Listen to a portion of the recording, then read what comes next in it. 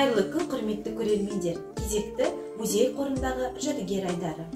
Бұл иыққа салып су тасуға арналған имек ағаш, мойын ағаш деп аталады. 20 ғасырда пайдаланған. Ертеде тұрмыста қолданған ең қарапайым құралдардың бірі болған.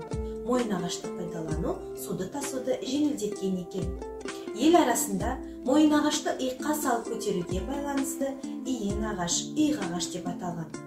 Ал кей өңірлерде күйенте, құрамыс тәріздес атаулары да кездеседі. Жуандығы 2-3 еліде берік ағаштан ойып қашау әдісі арқылы жасалынған. Жастал, қайыңды сәл иіп, немесе имек өскіндерінің иыққа келетін тең ортасын жалпақ етіп, иыққа батпайтындай.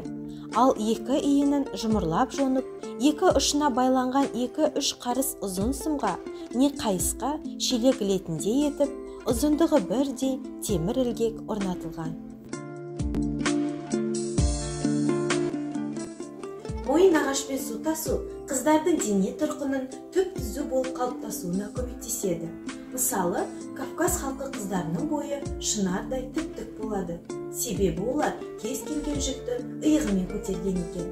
Назар қойып тыңдағандарыңызға рахмет. Келесі айдарда жүздескенше.